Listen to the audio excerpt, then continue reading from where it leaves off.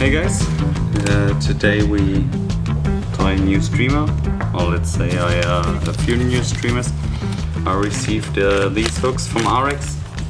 You've probably heard already about them, that are the swimbait hooks, Predator swimbait hooks. I think they only come in 3 sizes, so 2.0, 4.0 and 6.0. And what's the really cool thing about it is it's an offset hook, but with a long shank in front of it, so you can really have some space to tie your fly on. So that is quite a nice thing to have.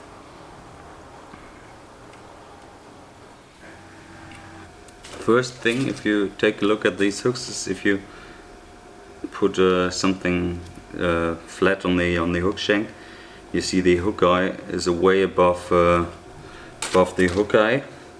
The hook point is way above the hook eye, and this actually gives me a better hook set. So I always start with a little bit of lead wire on the hook shank. It's just how I do it. I fished these already, and they swim quite nicely with a little amount of lead.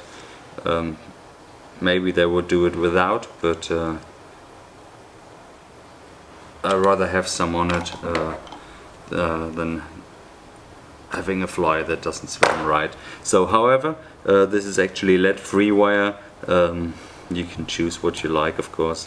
Just secured it with a little bit of super glue, and now just going with thread above it, like that, and then it's already done. Make a knot in here.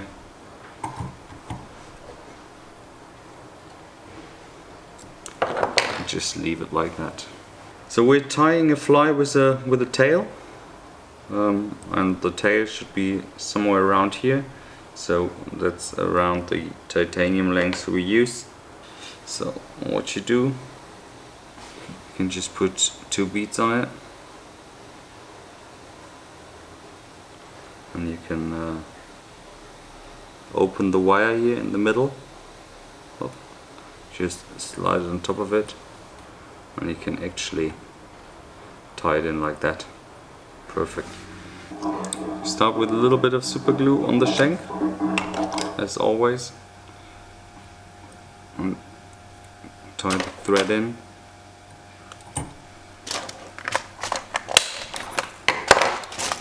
Cut it, and now we see where we want to have our tail. Have it around like this. That would be a nice length for me. Just tie it down. Perfect. Nice thing about these hooks is if I fish them with tail, the hook is way far off the shank. So here in all the front area there's no hook. All the hook is in the rear. So if I fish this one with tail, I definitely don't need a stinger. It would be just, if I tie a really huge fly, then I would maybe need one. But with a fly like that right now, I don't need a stinger. Just put some glue on the titanium, and then just tie it down. And we also don't need to fold it around, as we don't have any hook in it. It will there won't be any tension on it. It won't come loose, so we can just tie it in here like that, and that makes it really smooth, and we can really nicely tie our fly on it still. So what we do first is we take a little bit of bucktail, just around that length, and just get it on here, and just tie it down like that. I'll need my scissors.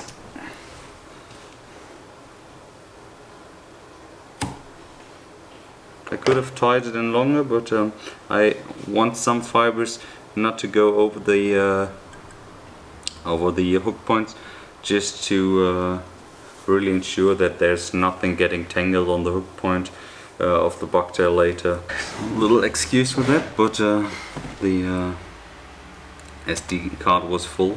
However, when you tie in the flash like that, and you get some loops trapped in here, don't pull them out. Always go with a scissor like that, and just either pull them out like that, and then they're really loosely trapped, or you just cut through them. That really prevents that you don't get any fibers here that tangle around your fly. So make sure you're not using much material, hardly any material. We build up the volume just by time and just with little amounts, so we have enough space here to tie. And just because I liked it, I used a few feathers here in that fly.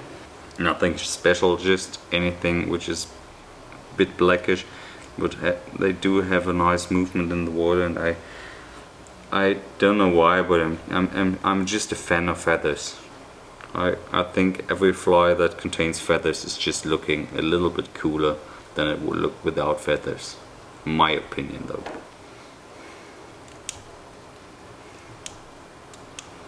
So what we do now, as I said before, it's a really simple fly. We just get a little bit of volume in it, not much.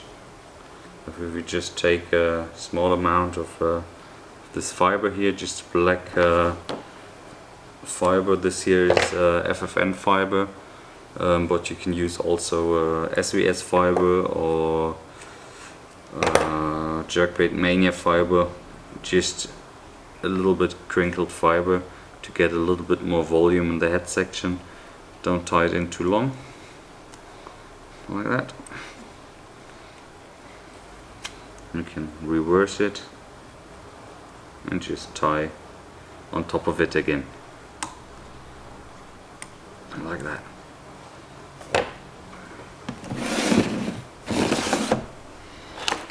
Always remember to have a brush around when you tie, just makes life simple. You see,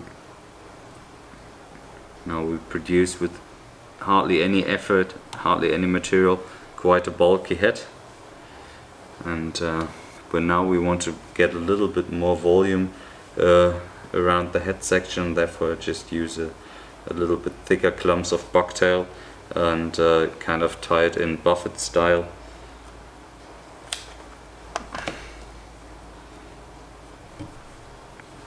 But still reversed, so I just take a little bit bigger clumps and just get it here on the head section, 2 loose wraps, and then I just tighten it. And what you see here, you can see the end bits of the bucktail sticking out again, and usually you can cut them, but I just leave them on now, or leave them in now, and therefore do just get a little bit thicker volume around the head section, and that fly pushes a little bit more water and makes a little bit more turbulence in the water.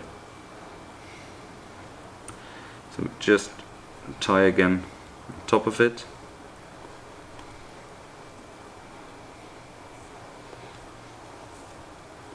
Like that, and then we can make a little bit gentle turns to get the angle of the bucktail on the right position. So like that. And then we take a little bit of flesh again, just not much, you can see that.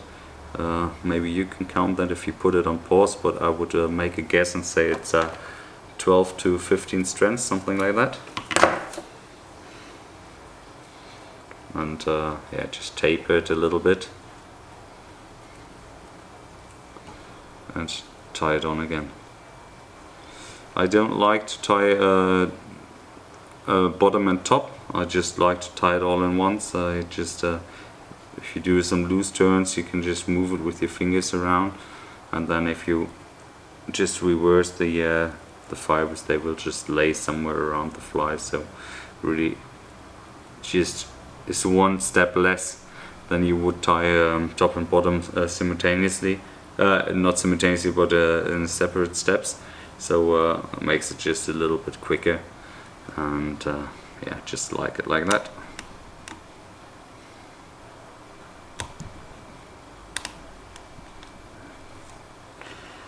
Like that. So you can see that already now we got quite a good volume getting here in the front section. And what I like to do now is to do a little bit of a flash brush, and then we do a dubbing head with monster dub. So for the flash brush, we're also just using again a little bit of magnum Flashabou. what we're also using is just some thin Flashabou. Well, this is actually, I think, flash from Finalizing. I'm not 100% sure. Also good material. Just a really thin black flash. Cut it in half. And just put it in there, so we have just two different types of Flashabou. And then the one half we just cut in half again, so that our flash is going towards the front is getting a little bit shorter. So put that on the table in front of me, so you can't see that right now, but I do taper it a little bit, not too much though. And then we just make a dubbing loop.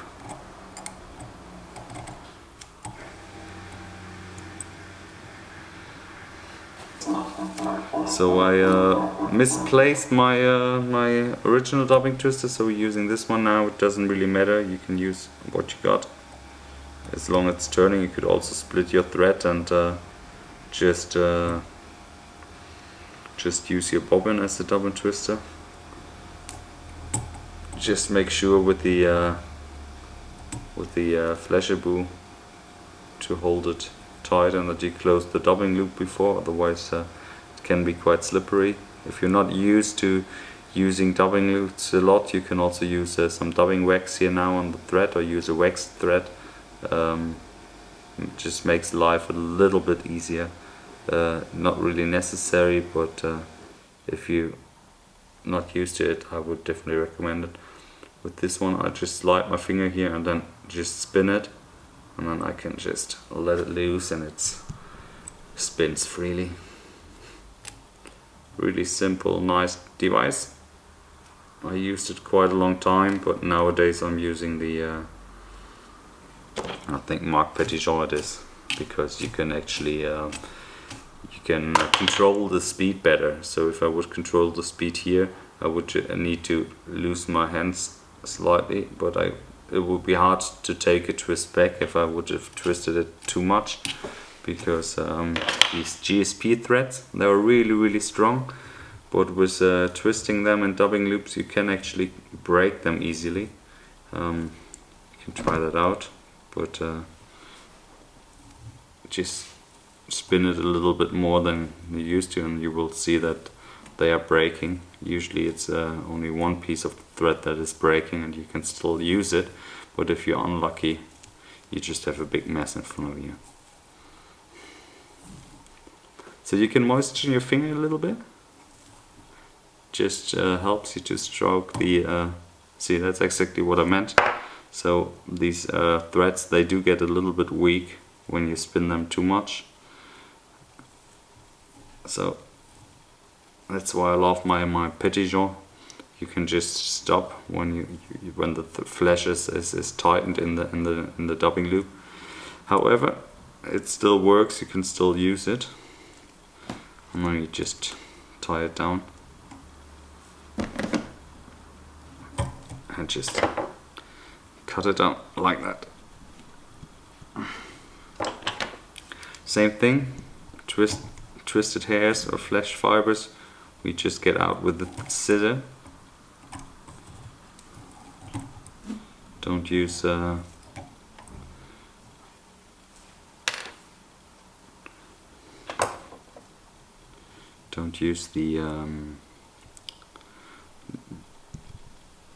don't just pull them out, otherwise they get curly and looks really shitty.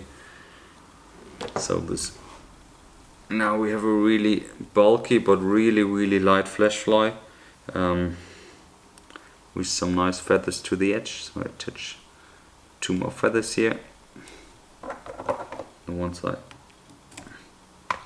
pulled out earlier.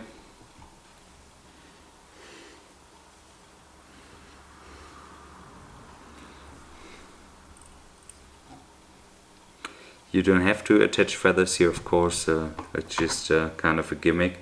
I sometimes do like the grizzly feathers a lot when I tie perch patterns, as they also are imitating the stripes of a perch quite nicely.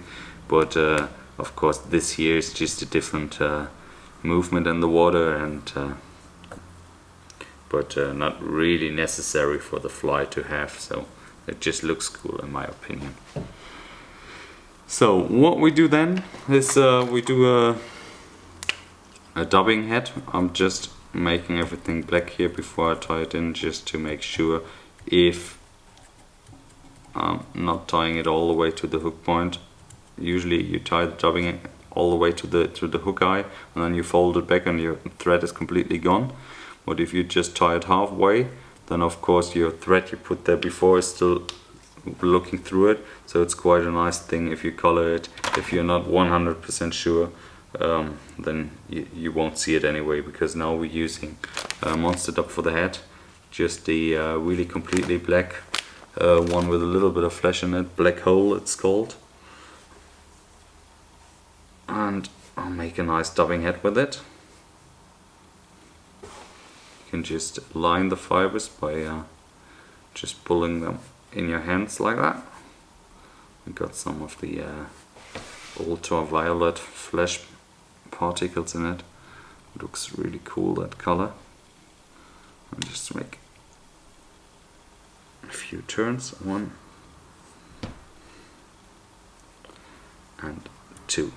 Here you actually be able, 1, 2, to use, if you want to, quite a lot of dubbing. It's not really a problem if you use a lot of them, because you fish these flies of course with a heavy sinking line, or you can fish it through the weed, but I fished this fly here with a heavy sinking line, and therefore it really doesn't matter if you have a really bulky head which is also still containing a little bit of air. No problem here at all.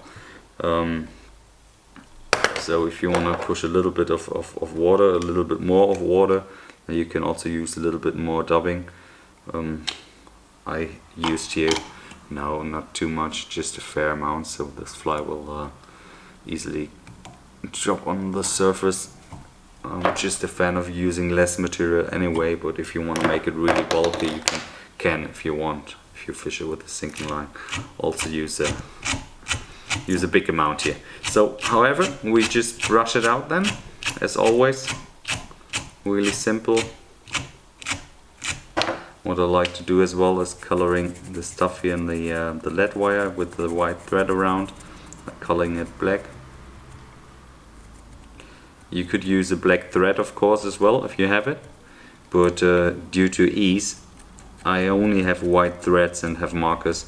When I started fly tying, I had all these UTC threads in all the different colors, and I still have them, because you just need, like for one fly you need a pink thread, for one fly you need a fluo chartreuse one, and now I just have a few markers and always just use the same thread and then just color it. Just easy as that. So now we make some eyes on it. So use a little bit of Tiamanda.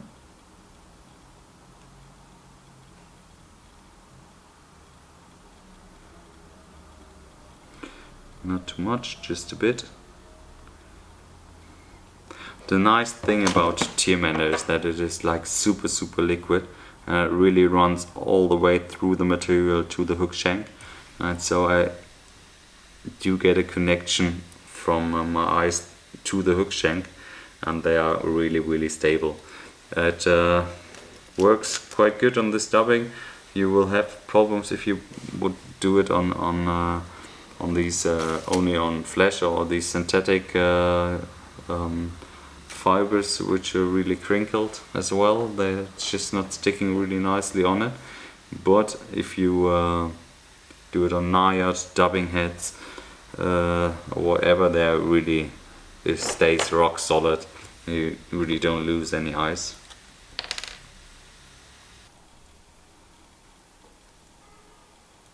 I'm just working my glue, my E6000 now a little bit into the material. Usually I don't do that, but because it dried a little bit in the bottle, I really want to have it a little bit deeper in the material.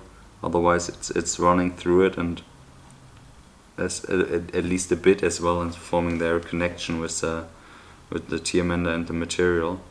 But now that it dried in a little bit, I really prefer it to work it really in a bit, so it really gives me durable eyes like that. And now we just get the fly out of the vise. Now we can align the eyes and see if everything works, everything looks fine. And we take an eye tool and just put it aside for a while, as we still need to attach the tail. So we just get a little tail connector in the vise, a little bit of super glue, and then we just put our tail on top and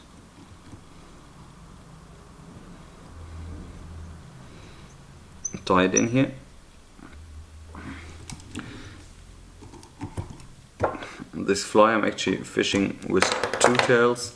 Now I just like to tie it with a custom tail. Last times I had one of these new double tails in holo black on it, also really nice, but just for fun's sake I really wanted to try out one of these. So now we just do a little bit of UV flexment on the head just to get a little bit tighter, and just hit it with the torch.